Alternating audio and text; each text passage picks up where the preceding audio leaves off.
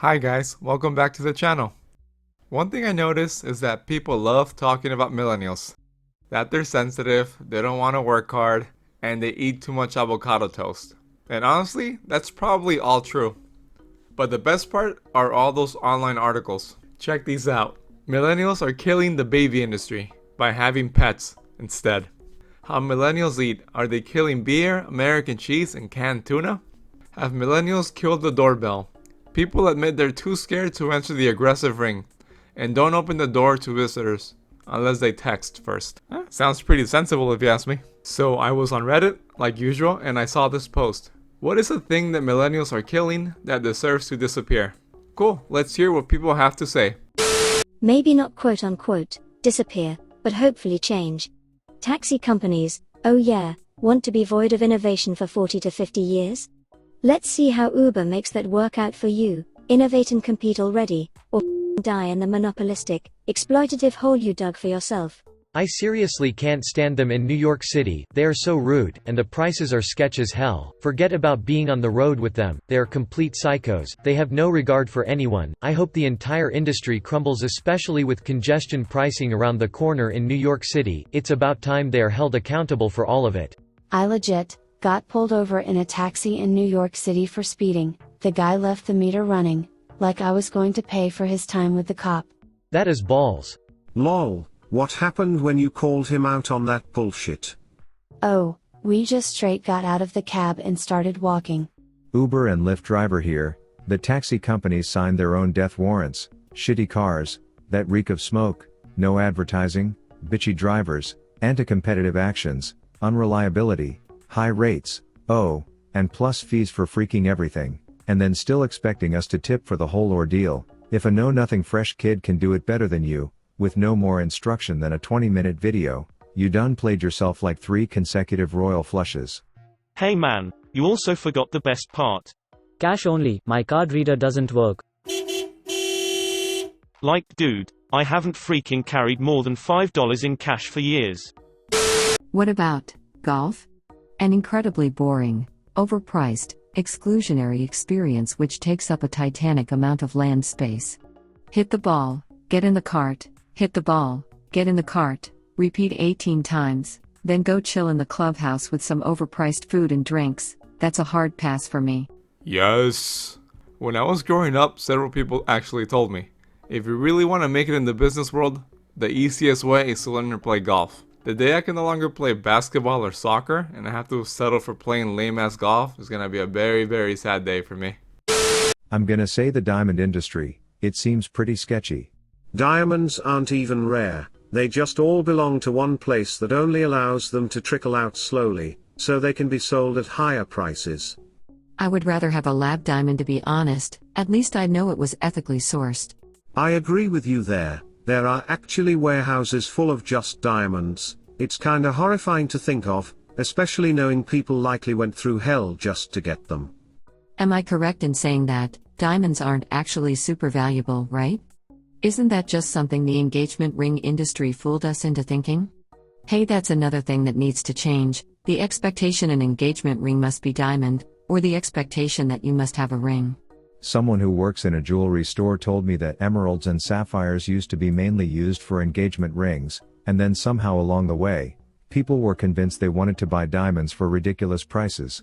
I mean, they are valuable because people pay high prices for them, but compared to other gemstones, the only thing they really have going for them is that they are exceptionally hard and pretty sparkly. If you don't actually need the hardness of a diamond, 99 people out of 100 can't tell the difference between a diamond and a cubit zirconia, a fake diamond, just as sparkly, not as hard, but the hardness doesn't really matter. That's what he said. My fiancé and I discussed it before I proposed, and she agreed that she would much rather have a cubit zirconia ring, both for ethical reasons and because it just made more practical sense, just as shiny and at a fraction of the cost. So now she proudly wears and shows off her engagement ring, set with a lovely fake diamond. They also don't particularly stand out or look good either, making them even less worth it. I had an aquamarine engagement ring custom designed for my wife, and she always gets complimented on how unique and beautiful it looks compared to a traditional diamond ring that no one really looks twice at. The XYZ ring industry, the guidelines are like, Get her a diamond. or It should be 2 months of salary for the ring. These were invented to move stones and bands. If you have to invent a shitty cultural meme to move your product is by nature not competitive. Also, it started out as a month's salary, then it became 2 months, now it's bumping into 3 months. Like I just have 3 months of salary just laying around in my bank account, and I'm sure as hell not going into debt for a pebble. Maybe this applies to the Gen Zoomers more, but Facebook.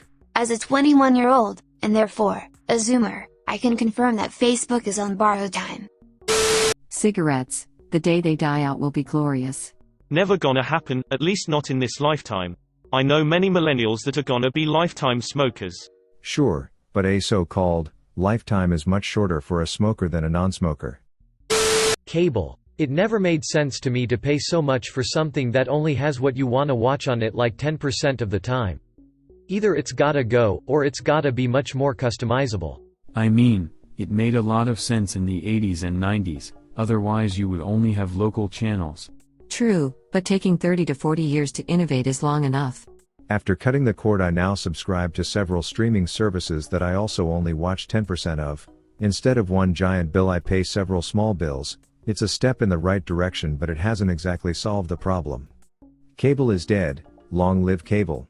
Yet. It's still a way better product, no ads, no basic cable edits of movies, and you can watch everything on your own schedule.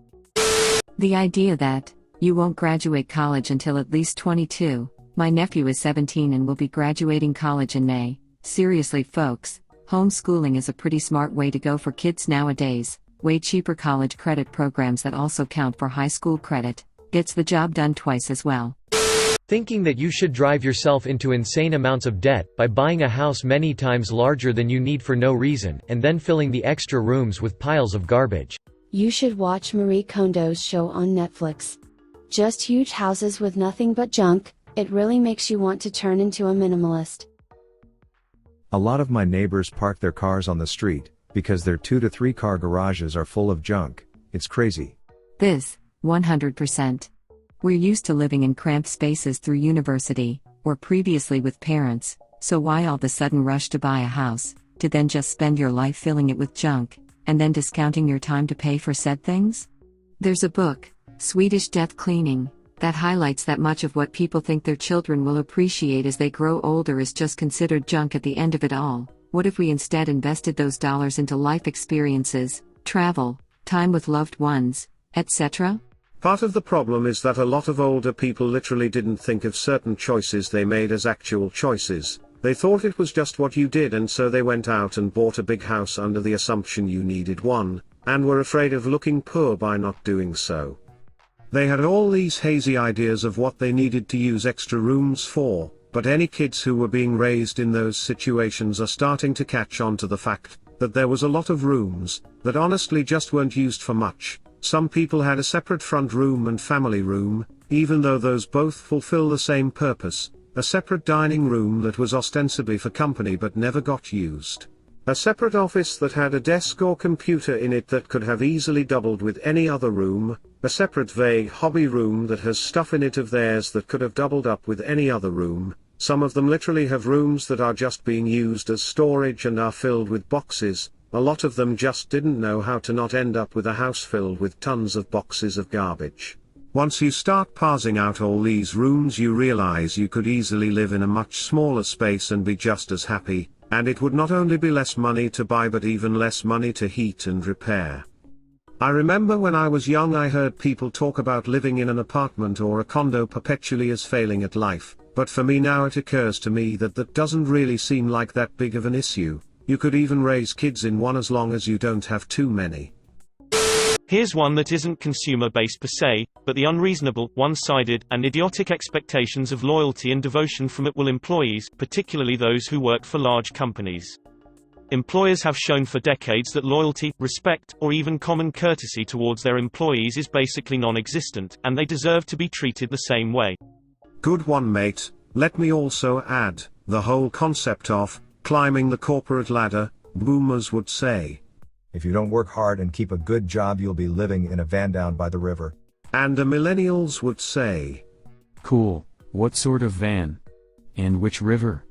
I think the idea is dying for another reason. Millennials have lost faith that it's actually even possible to climb the corporate ladder. Staying in one job doesn't offer the same perks nowadays that it used to. Pensions have been replaced with less stable 401ks, health insurance premiums are rising, wage growth isn't keeping pace with inflation, and outsourcing is becoming increasingly common for even higher level positions. The company has no loyalty to the workers, so why should workers be loyal to it? By necessity, millennials have become increasingly mercenary in their outlook on work. I must say, a lot of Gen Xers have also lost faith in the idea that you can be a company man. Oh. What? You want to make a career here? Sorry, you're laid off.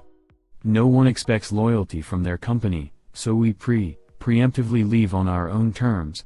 Hey man, I like how you described the path, as to one of a mercenary. That's a very good way to put it. Because of the gig economy, employers are not loyal to employees and employees are not loyal to employers. It's now skill for hire rather than working in-house. It goes both ways. My parents are small business owners, and in this area a lot of the people who work in the same trade know each other, so they have connections to people, and because the work they offer is sporadic.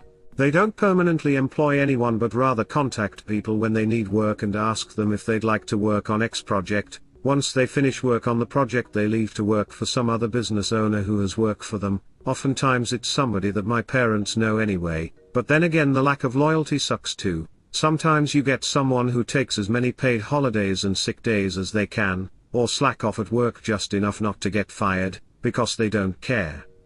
They won't be in this job long enough to have a promotion or another contract anyway, or they drop you all of a sudden and go work for somebody else.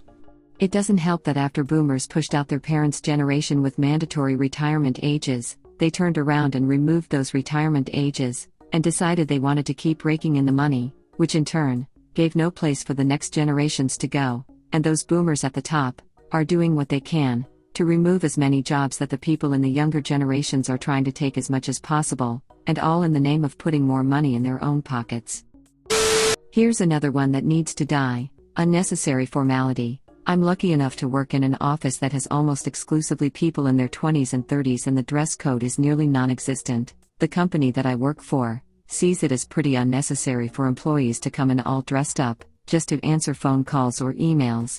Although it is a clothing company and I feel like I'm dressed like a hobo next to some of my coworkers, it's also really progressive and diverse, and they do whatever it takes to keep us happy and productive. So I hope more companies follow this route, because it's a really pleasant working environment. I work in a similar environment and I found it jarring at first. If executives are touring clients around, you would think they would want us looking pristine, and not walking around in graphic tees and slippers. My boss flatly told me that. Look, here's the deal. If clients came into a bunch of digital artists in suits, they would be weirded the F out. How about the presumption that every couple is required to have children? There have been people who tell me and my wife that we had no reason to even get married, since we don't want kids. It really beats me that people have kids just because they're married, and that's what married people do. I can understand having traditional views and choosing in advance to have children, hence you marry to legitimize the whole thing, but having kids for the sake of it, just because you're married. Get out, that's the dumbest thing I ever heard. How many of us can honestly afford children? Cost was a big talking point. When my wife and I decided not to have kids, it's just not fair to drop a kid, and ourselves into poverty. How about the belief that tattoos plus dyed hair means you're automatically unqualified for a job, or somehow a different person, than if you didn't have them? Like, I understand some tattoos are inappropriate and you need to keep your body/hair nice, but aren't the people who do this the same ones who told us never to judge a book by its cover? From a business perspective, neon green hair and face tattoos looks bad for the company.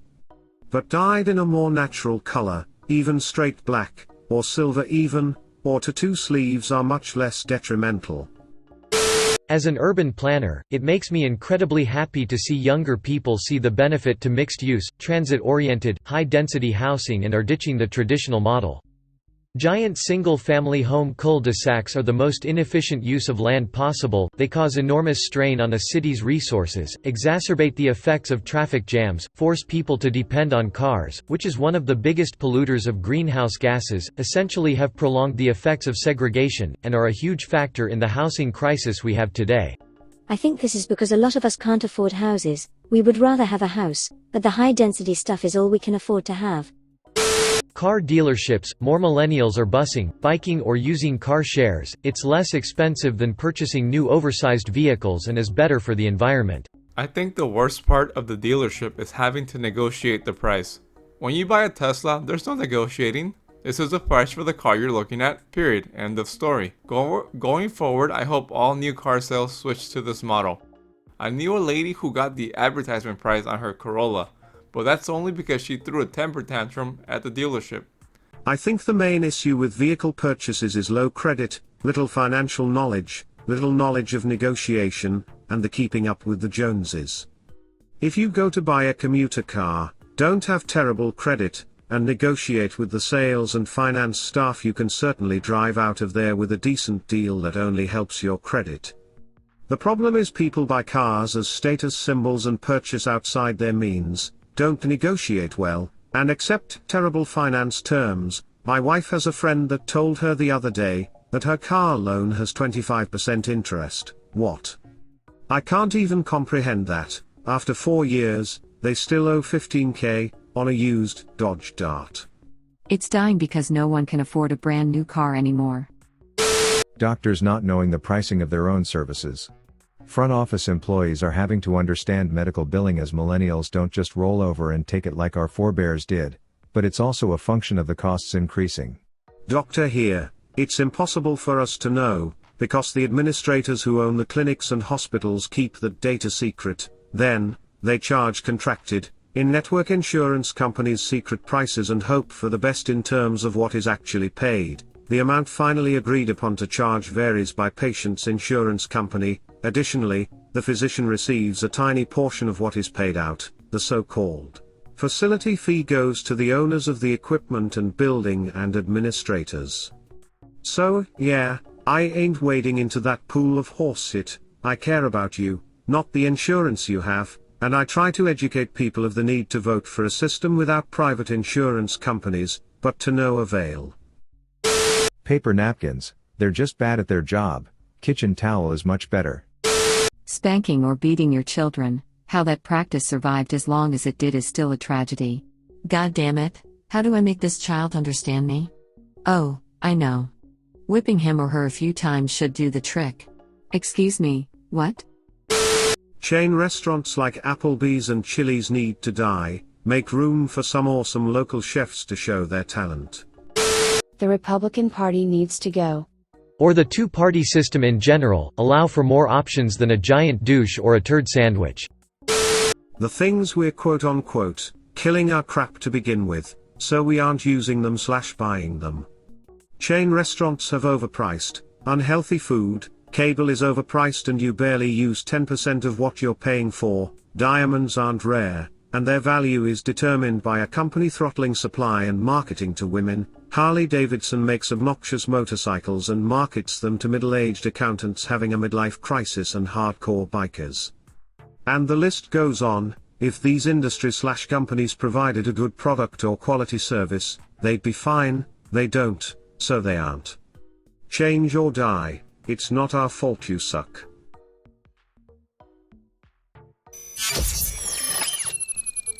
Thanks for watching. Guys, if you liked the video, please leave a like for the algorithm, and be sure to check out my other videos. And if you didn't, let me know in the comment section. Alright, till next time.